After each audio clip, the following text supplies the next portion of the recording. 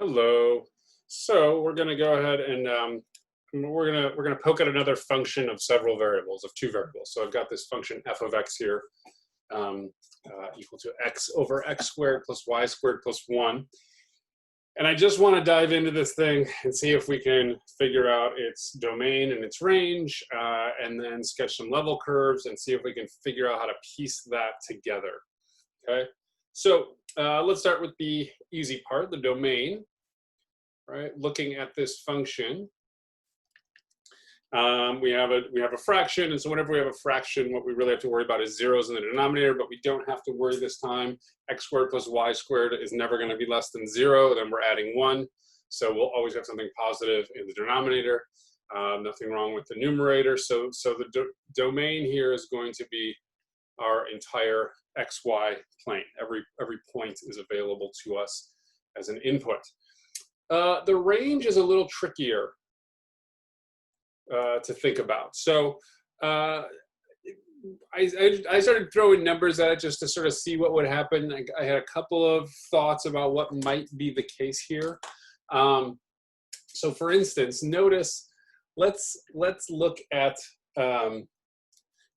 f of 1 comma y. And what I mean by this is I'm gonna see what happens when x is 1, see if I can make some general statement without fixing y to be anything. When I put that in, I get 1 over, I've got x squared is 1 plus this 1 here. I've got 2 plus y squared. Okay? Well, notice since y squared is at least 0 and possibly larger, regardless of what we put into it, we know that this thing here is always going to be less than or equal to 1/2, right? No matter what the value of y is. So that was my first hint, like, all right, what is this value 1/2? Does this do anything for me? So now I'm going to go back and think about the numerator versus the denominator. If I start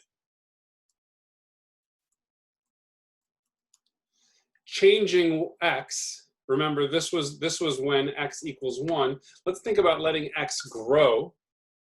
Well, the denominator is going to grow much faster than the numerator. Okay, and let me also mention one thing. I'm going to think only of positive values of x for now, and then we'll see how we'll make a statement about what happens when we think about negative when we're done with this. So I'm always taking x to be greater than 0. At 0, this value is equal to, when x is 0, this value is equal to 0 regardless of what y is. Okay, so now back to the statement at hand. We had, when x equals 1, we see that no matter what y is, this function has to be less than or equal to 1/2. If I start increasing x, the denominator increases much more than the numerator, right? And this holds for every value of y, just like this holds for every value of y. And so this thing is always going to be less than or equal to 1/2 when x is greater than or equal to 1. That's what we've seen so far. Okay, so again, I'm just using a little reasoning from well, I guess from calculus or from graphing. I'm just comparing x to x squared plus a positive constant, right? I'm letting y be anything, so y squared plus 1 is some positive constant, and so x compared to x squared plus a positive constant grows a lot slower. So at x equals 1, this thing is equal to 1/2, and as x gets larger, the denominator grows larger than the numerator, so this fraction gets smaller. So we've pinned it below 1/2 when x is greater than or equal to 1. Okay, so I'm just going to kind of hold on to this piece of information. Let's now think about x between 0 and 1. Okay, so let's see if this still holds, right? This pinning between 0 and 1/2. So there's probably plenty of ways to go about this, and I'm curious to see if somebody comes up with a more clever way. What's jumping out at me is I can do something like the following.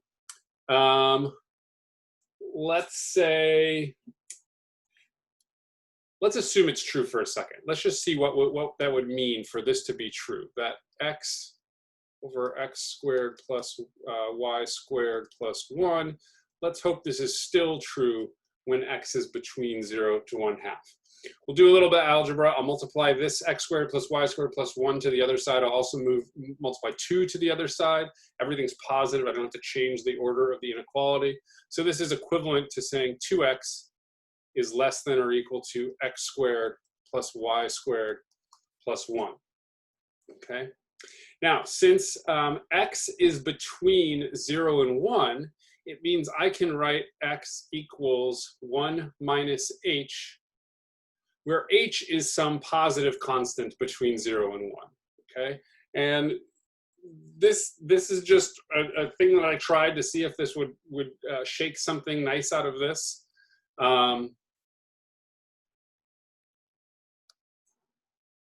Oh, actually, I just see an easier way. Never mind. Scratch that. I did this. It's a little bit long, and now I see an even easier way to do this. Let's go with 0 is greater than or equal to x squared minus 2x plus 1 plus y squared. We've got x minus 1 squared plus y squared is greater than or equal to 0, right? So this is true. We've got two things being squared added together. This is unambiguously true, okay? Well, the proof now that this top step is true is just to do this in reverse. We start with, this isn't a proof video, so I'm not going to rewrite it, but that's kind of the idea. Now I see that I can start with this thing that's unambiguously true, and then just do algebraic steps that are all well justified, and then I prove that x over x squared plus y squared plus 1 is less than or equal to 1/2, okay? Now, this happens to be true for all values of x. I only wanted to show it for values between 0 and 1. And here's the last piece of the trick I'm going to use. I now know that between, now we can say it this way. For x greater than or equal to 0, f of x, y is less than or equal to 1/2, right? At 0, it's equal to 0. We showed it for greater than 1. We now showed it for less than 1. And this actually would have worked to prove it for everything. I hadn't thought of that the first time, but that's how we work through these things. We poke at them a little bit. We can also note what this means when x is negative. Nothing changes about the denominator. We just are multiplying the whole thing by a negative, right? In other words, this thing is an odd function with respect to x.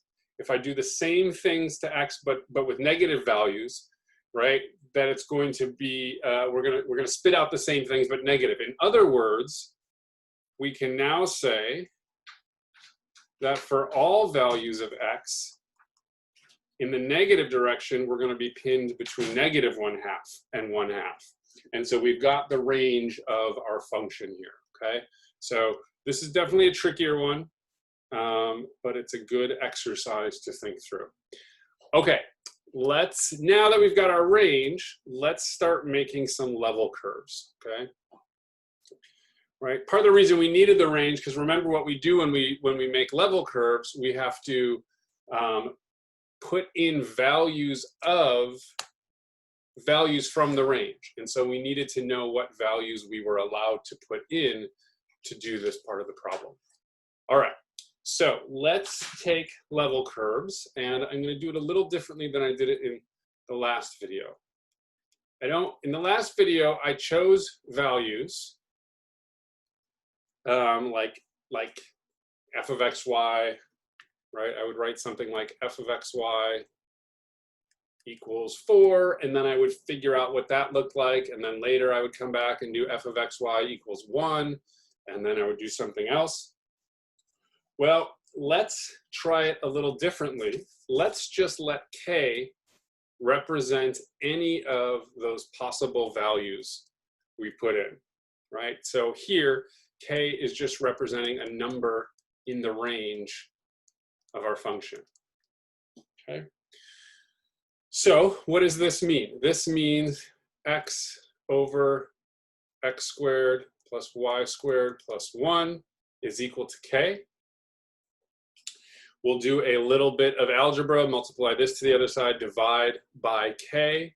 I'm going to exclude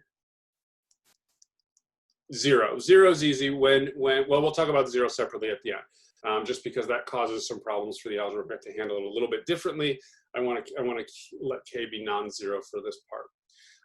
All right, so we end up, when we do the algebra, we've got x over k is equal to x squared plus y squared plus 1. Let's do a little more algebra. We get x squared minus x over k plus y squared equals -1.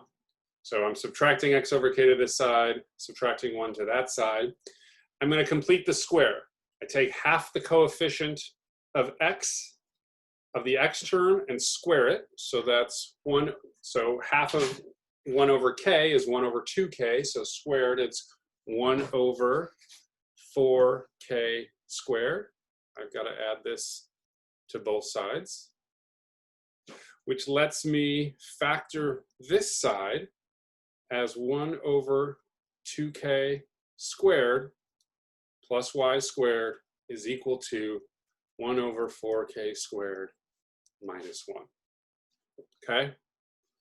So, what are we looking at here? Well, the left-hand side looks like a circle with center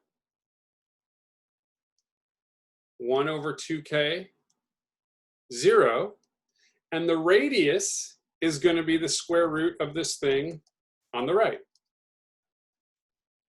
1 over 4k squared minus 1. Okay? Notice k is between -1/2 and 1/2. So this piece here is going to be bigger than 1, except when k is equal to 1/2 when it's 0. Sorry, this is going to be positive, bigger than 0, except at the point where k is equal to 1/2. So these are generally going to be circles, except when k is 1/2. It's just going to be a radius of 0. All right, so let's think about what this means. Let's draw a little picture here. Where's my tool? All right. So I want to draw an XY plane. And let's do it this way. I'm going to move it over a little bit.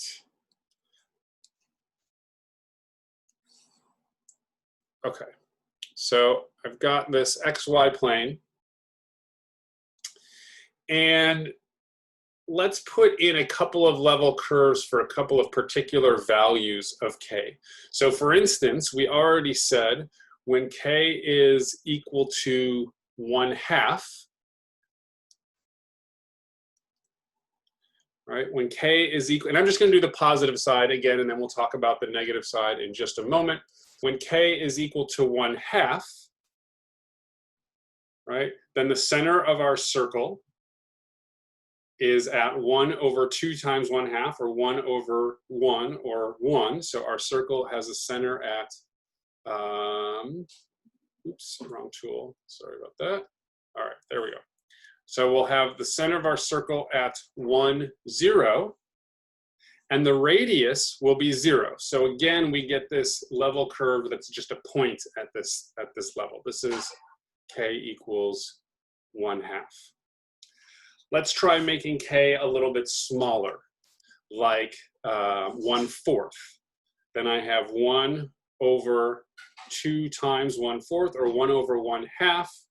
1 over 1/2 is 2, so my center now moves out to the point 2, 0. So this one was at 1, 0. This one was at 2, 0. What's our radius going to be? So here, maybe I'll write this out. The center is 1 over 2 times 1/4, 0, or 1 over 2 times, this was 2, 0. And then the radius is going to be the square root of 1 over 4 times K squared, so 1/4 squared is 1/16 minus 1. This is going to be the square root of 4 minus 1, or the square root of 3, which is approximately 1.7. So we're going to get a circle that's not quite hitting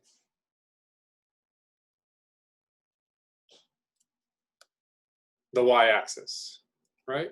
And in fact, every time we change k, as we make k smaller, right, 1/2k is going to get larger. You're dividing by smaller and smaller numbers, it gets bigger. And so it's going to be the centers of these circles are going to move out to the right.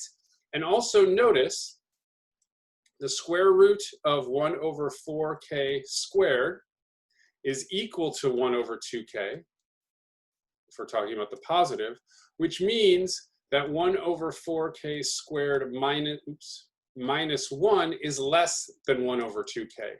So this is the radius of the circle, and this is how far over the center is. It's going to always be the case that our circles don't quite make it back to the y-axis, right? So without calculating anything else, I'm just imagining these circles are going to look something like this, getting closer and closer to the x-axis, right? So this was k equals 1/2. This circle is k equals 1/4. This might be something like k equals 1/8.